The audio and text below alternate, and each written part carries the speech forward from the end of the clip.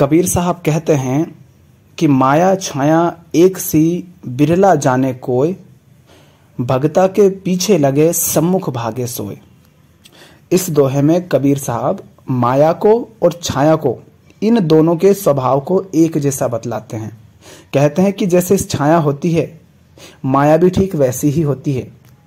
तो अगर हम छाया को समझ लें तो माया भी हमें समझ आने लगेगी कि किस तरह से माया हमारे साथ खेलती है, किस तरह वो हमें भ्रम में डालती है, किस तरह हमें चकमा दे देती है और किस तरह हमें परेशान करती रहती है। तो कबीर साहब कह रहे हैं कि माया छाया एक सी बिरला जाने को, माने दोनों माया और छाया एक जैसी हैं और इसे कोई कोई ही जान पाता है। भगता के पीछे लगे सम्मुख भागे सोए, माने जो उससे भागता है, किससे? माया से जो भागता है उसके तो पीछे लगती है। और सम्मुख भागे सोए माने जो माया की तरफ भागने लगता है उससे दूर भागती है।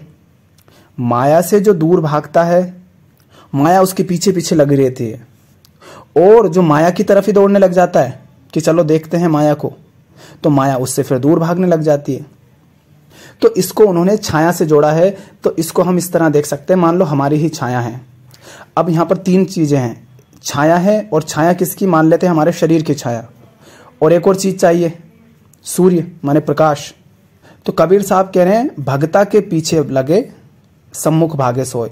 जब हम सूरज की तरफ जाते हैं, माने छाया किधर होगी? पीछे। हम अगर सूरज की तरफ मुंह है तो छाया पीछे होगी। तो हम सूरज की तरफ बढ़ रहे हैं और सूरज प्रतीक है ज्ञान का, प्रकाश का। तो जब हम सूरज की तरफ बढ़ते हैं तो छाया हमारे पीछे पीछे, माने माया की बात हो रही छाया के रूप में, कि माया हमारे पीछे पीछे होती है।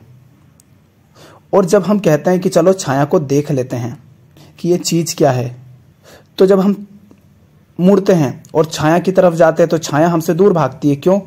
क्योंकि आप उस तरफ जा रहे हैं जिस तरफ सूरज नहीं है और सूरज आपके पीछे है, तो आपकी छाया आपके सामने होगी और आप जैसे जैसे आगे बढ़ेंगे छाया भी आगे भागती जाएगी, आप उसे पकड़ नहीं पाएंगे। तो माया का खेल क्या है कि अगर आप सूरज की तरफ माने प्रकाश की तरफ, और प्रकाश माने ज्ञान की तरफ जब बढ़ते हैं जीवन में, तब माया आपके पीछे पीछे तो आती है, क्योंकि माया छूटती नहीं है। आप सही दिशा में बढ़ सकते हैं, माया अपना काम कर सकती है, वो तो करेगी ही, और आप अपना काम कर सकते हैं, माने आप सही दिशा में, माने प्रकाश की तरफ, माने ज्ञान की तरफ बढ़ते रह सकते हैं। और जब आप ज्ञान की तरफ बढ़ते हैं तो वो आपके पीछे लगी रहती है। लेकिन जब आप सोचते हैं कि नहीं, रुक कर जरा ठहर जाता हूं, इसी को देख लेता हूं, तो वो माया आपसे दूर भागती है। अब इसको ऐसे समझो, जीवन में माया क्या है? हमारा जन्म होता है और जन्म लेने का अर्थ ही है दुख मिलेगा, सुख मिलेगा, कभी अकेलापन महसूस होगा, डरोगे, कभी क्रोध आएगा, कभी लालच उठेगा। इन्हीं से हम परेशान होते हैं ना। कोई साथ छोड़ देगा, कोई धोखा दे देगा, कोई बेवजह तुम्हें परेशान कर लेगा। ये सब जीवन में होना ही है अगर तुमने जन्म लिया है तो। हमें क्या लगता है, हम क्या करते हैं कि जीवन में कोई दुख आया, हम उसको मिटाने लग जाते हैं। ठीक है, मिटाना गलत नहीं है, पर हम मिटाते हैं और हम क्या उम्मीद रखते हैं कि अब जीवन में कोई दुख नहीं आएगा, कोई समस्या नहीं आएगी, और हम उसको ये मान करके कि अब दुख नहीं आएगा, फिर ज्ञान और अज्ञान की हम परवाह नहीं करते। लेकिन कुछ ही समय बीतता है, फिर वापस जीवन में दुख आ जाता है, समस्याएं आ जाती हैं। कभी भी जीवन में ऐसा नहीं हुआ कि आपके जीवन में समस्याएं पूरी तरह खत्म हो गई और आप बिल्कुल शांत जीने लगे, ऐसा होगा नहीं। शरीर लिया है तो बीमारियां होंगी, मन है तो मन अशांत होगा, मन भटकेगा। ये सब ये जन्म लेने के कारण होता ही है। तो कबीर साहब क्या कह रहे हैं कि चाहे तुम माया के विपरीत भागो, छाया के विपरीत भागो या उसके सम्मुख भागो, छाया रहेगी, पर तुम बस एक काम कर सकते हो कि तुम सूर्य की तरफ बढ़ो, माने ज्ञान की तरफ बढ़ो, प्रकाश की तरफ बढ़ो, बोध की तरफ बढ़ो। ये जो छाया है ये क्या है? अपने शरीर को देखो, ये शरीर प्रतीक है अज्ञान का, माने इसमें सब कुछ भरा पड़ा है, अज्ञान, काला, अंधकार। तो पीछे जो हमें दुख मिलते हैं, अकेलापन महसूस होता है, बेचैनी होती है, अशांति होती है, मन परेशान रहता है, ये सब क्या है? ये हमारे ही अज्ञान का परिणाम है। हम जैसे हैं उसी के परिणाम स्वरूप ये छाया बनती है। अगर हम पारदर्शी होते, प्रकाश हम में से इस तरफ से उस तरफ निकल जाता, हम में कोई मेल नहीं होता, तो छाया भी नहीं होती। लेकिन हम में तो अज्ञान भरा है, तो हमारा काम क्या है कि हम ज्ञान की तरफ बढ़ें। समस्याएं रहेंगी, परेशान होते रहोगे, मन भटकेगा, सब कुछ होगा, लेकिन तुम जीवन को एक सही दिशा दे सकते हो, सही लक्ष्य दे सकते हो कि मुझे उसकी तरफ बढ़ना है, चाहे जो हो जाए, कुछ भी हो, मुझे उसकी तरफ बढ़ना है। फिर उसके लिए चाहे ठोकरें खाना पड़े, लहूलुहान हो जाऊं, कुछ भी हो। जैसे देखा होगा ना कि कभी कोई बंदर होता है, कोई कुत्ता होता है, वो भौंकता है, आप जाते हो, वो भौंकता है, आप थोड़ा डरने लगते हो और कदम तेज करते हो, वो और ज्यादा भौंकता है, और जैसे ही आप उसकी तरफ मुड़ने लगते हो, उसकी तरफ देखते हो, वो चुपचाप पीछे मुड़ने लगता है। उसी तरह छाया है, उसी की बात कबीर साहब कर रहे हैं। तो हम क्या कर सकते हैं कि कुत्ता भौंकता है, भौंकता रहे, हम आगे बढ़ जाएंगे और एक समय के बाद हम इतना आगे निकल जाएंगे कि वो कुत्ते की सीमा से बाहर होगा। और इसकी संभावना होती है, कुत्ते से तो हम दूर हो जाते हैं, लेकिन अज्ञान से हम इतने बाहर हो जाएं कि वहां माया फिर हमें उस तरह परेशान नहीं कर पाती जिस तरह अज्ञान में रहते हुए करती है। इसकी संभावना होती है। तो माया कैसी है कि माया से अगर तुम दूर जाते हो, उससे भागते हो, माने ज्ञान की तरफ, बोध की तरफ जब जाते हो, तो माया तुम्हारे पीछे लगी रहेगी। ये मत सोचना कि तुम आगे बढ़ रहे हो तो तुम्हारे जीवन में वो सब नहीं होगा जो जिसे माया कहते हैं, काम, क्रोध, लोभ, मोह, ईर्ष्या, भय, अकेलापन, दुख, चिंता, हताशा, परेशानियां, असफलताएं, ये सब रहेंगी। ये तुम्हारा पैर पकड़ पकड़ के खींचेंगी, लेकिन तुम बढ़ते रहना। जैसे मान लो रात हो, रात में तुम्हारे साथ एक टॉर्च है उजाले के लिए, और तुम आगे बढ़ रहे हो और पीछे तुम देखो तो अंधेरा ही अंधेरा। अब तुम सोचते हो जरा इस अंधेरे को देख लूं, तो जैसे ही तुम लाइट इधर फेरते हो, अंधेरा गायब हो जाता है। क्यों? तो माया इस अंधेरे की तरह है कि जैसे ही उस पर प्रकाश डालते हो, वो गायब हो जाता है, और जैसे ही अपने रास्ते पर वापस चलने लगते हो, पीछे वापस अंधेरा आ जाता है। तो इसका अर्थ क्या है? माया तो रहेगी। और इसको दूसरी तरह ऐसे भी ले सकते हो कि माया ज्ञान है और उसकी काट है ज्ञान। माया माने जीवन के दुख, समस्याएं।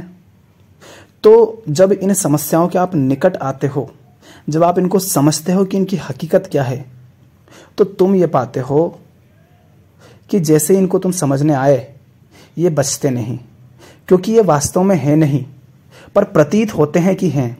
इनका अनुभव होता है कि ये हैं, लेकिन होते नहीं हैं।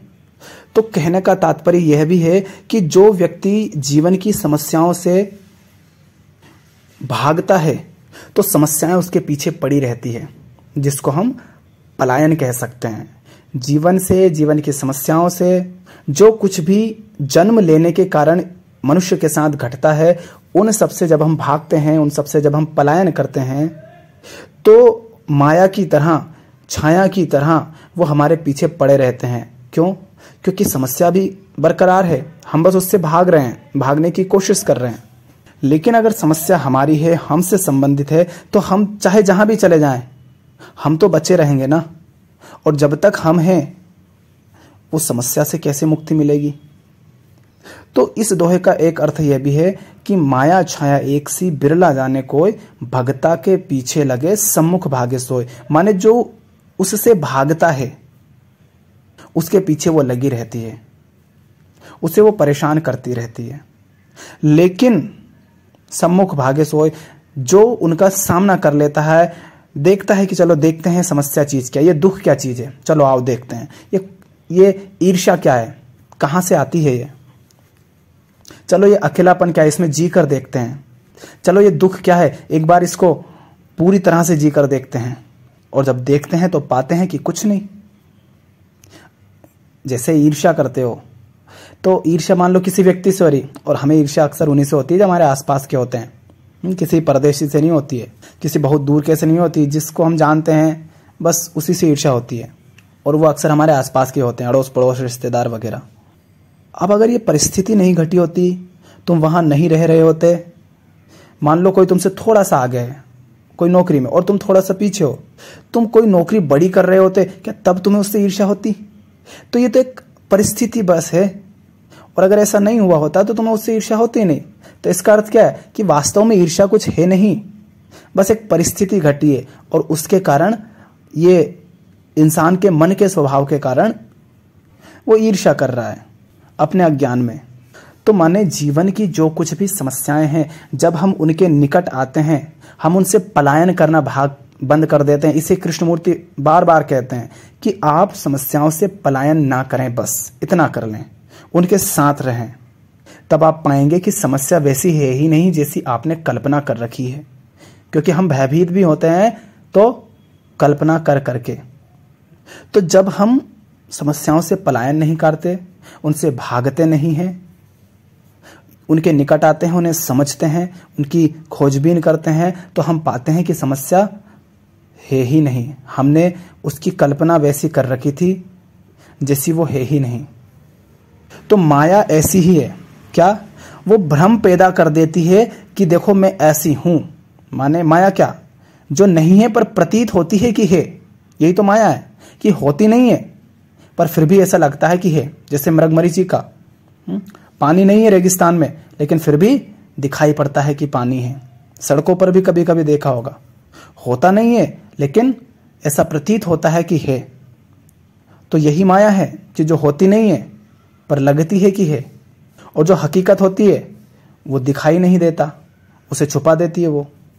तो इसलिए जब भी जीवन की किसी भी स्थिति का सामना करें तो उससे भागने से ज्यादा अच्छा है कि हम उस स्थिति को समझें, उन घटनाओं को, उन बातों को, उन परेशानियों को, उन समस्याओं को समझें, उनके निकट आएं, उनकी खोजबीन करें कि ये जो हो रहा है ये क्या हो रहा है, क्यों हो रहा है, कैसे हो रहा है।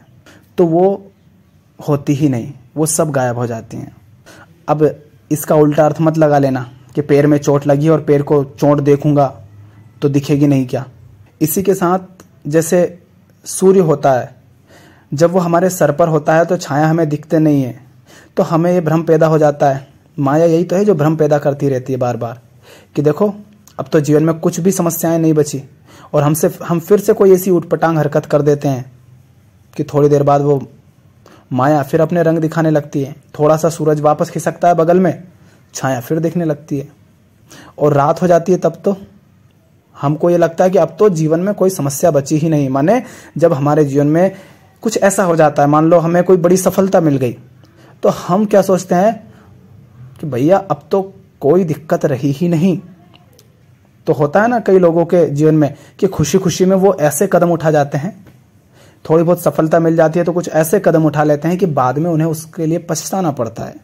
तो जीवन में जब भी ऐसा लगे कि नहीं अब तो कोई समस्या है ही नहीं जीवन में, तब भी इस भ्रम में मत जीना, क्योंकि माया महाठगनी हम जानी, वो महाठगनी है, ठग ले जाएगी। तो आप उससे सतर्क रहें, क्योंकि जब तक ये जीवन है तब तक माया खेल अपना खेलती रहेगी। वो अपना काम करे, तुम अपना काम करो, कुत्ता भौंकता है भौंकने दो, तुम अपने काम करते रहो। पीछे अंधियारा है, तुम आगे बढ़ते रहो अपने दीपक के प्रकाश में, अपनी लाइट के प्रकाश में, टॉर्च के प्रकाश में। मन में बहुत अंधकार है, बहुत अज्ञान है, लेकिन रुकना नहीं है, ज्ञान की तरफ बढ़ते रहना है, ताकि 1000 अंधकार हैं, 1000 बंधन है तो कम से कम 1 काटेंगे, फिर 2 काटेंगे तो कम होंगे। रुक नहीं जाना है और सतत बढ़ते रहना है। जीवन का अर्थ ही है बंधनों को काटते चलो, स्वयं को मुक्त करते रहो और सतत गतिमान रहो। और जो कुछ भी संसार है उसके साथ एकत्व रखो, समग्रता में जियो, अपने आप को बांटो मत, अपने आप को संसार से काटो मत। जितना अधिक बटे बटे जियोगे, कटे कटे जियोगे, छुपते छिपाते जियोगे, संसार से भागोगे, जीवन में उतनी नीरसता आएगी, उतने परेशान रहोगे। तो संसार को जानो, समझो और समग्रता में जियो, प्रकृति के साथ रहो, तो जीवन क्या है उसका भी पता चलेगा और माया क्या है उसका भी पता चलेगा। भगता के पीछे लगे, सम्मुख भागे सोए।